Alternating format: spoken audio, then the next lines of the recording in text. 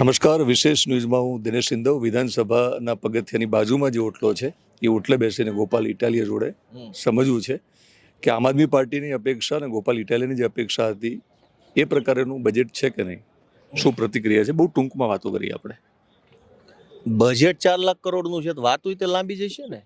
સરકારે જેને ઐતિહાસિક કીધું છે તો ઈ ઉપર અમારી પ્રતિક્રિયા ઈ પ્રમાણની હોય ને.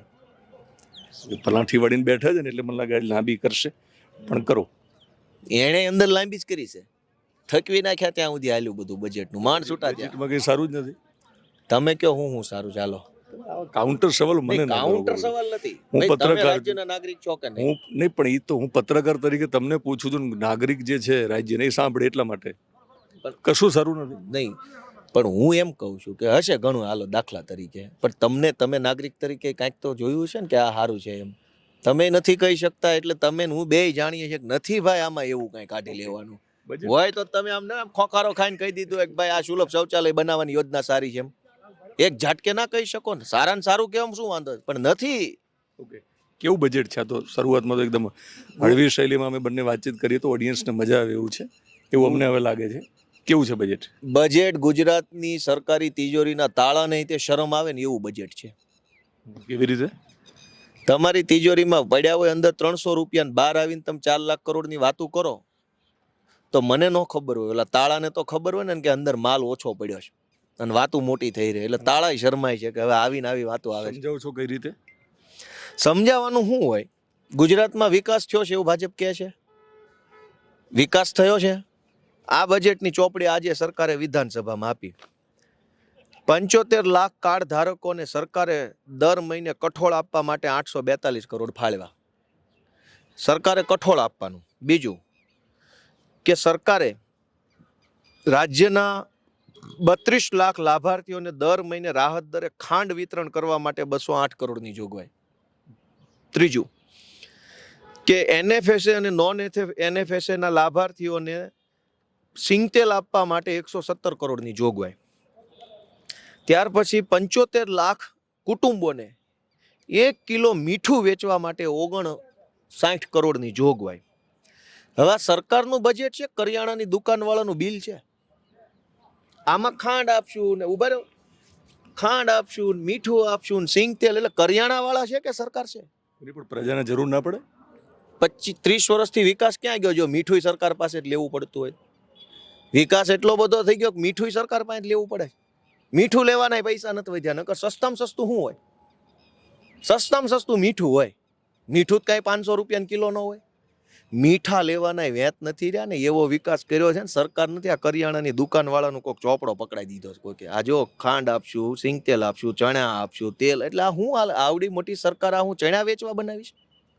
અને વિચારો તમે, 30 વર્ષથી વિકાસની વાતો ભાજપવાળા કરે છે. છેલ્લે તમારે મીઠું, ચણા, ચોખા શું કામ આપવું પડે ખબર? સરકારે પબ્લિકને ભૂખ ભેગી કરી છે.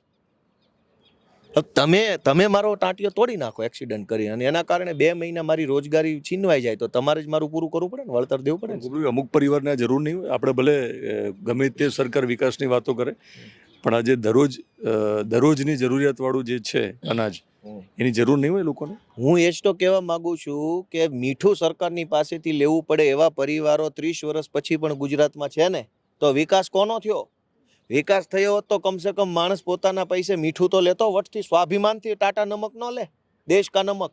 સરકારનું શું કામ એવું ખડેલું મીઠું લે? મીઠાનો વેત નથી રહ્યો લોકોને. એ સરકાર કહે છે મીઠું આપવા માટે 59 કરોડ, સિંગતેલ માટે 117 કરોડ, ખાંડ માટે 208 કરોડ, પછી ભાઈ અહીંયા કઠોળ માટે 700 કરોડ, પ્રોટીનયુક્ત આહાર માટે 842 કરોડ. આ એની ચોપડીમાં લખ્યું છે.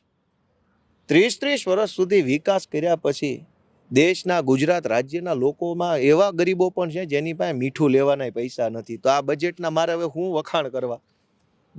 તમારી અપેક્ષા પ્રમાણે બજેટમાં શું હોવું જોઈતું હતું? દિલ્હીમાં અરવિંદ કેજરીવાલની સરકાર હતી ત્યારે શાનદાર સરકારી શાળાઓ બનાવી. એવી શાળાઓ ગુજરાતમાં પણ બને. કોઈ પણ માણસે પ્રાઇવેટ શાળામાં જવું જ શું કામ પડે? આ બધા જો આ આલિશાન બિલ્ડિંગો, આલિશાન સરકારની પાસે 4 લાખ કરોડનું બજેટ છે તો ગુજરાતની સરકારમાં એ દમ નથી કે છોકરાઓને સારું શિક્ષણ મફત આપી શકે સરકારી શાળામાં? 4 લાખ કરોડની વાતો થઈ રહી છે, ભણાવવાના તો તમારી પાસે વ્યવસ્થા નથી.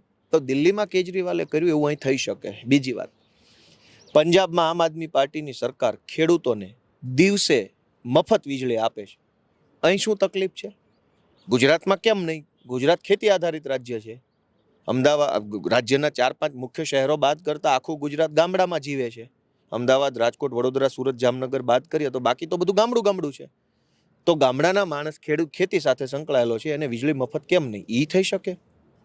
કરવા માટે દવાખાના સારા બની શકતા હતા?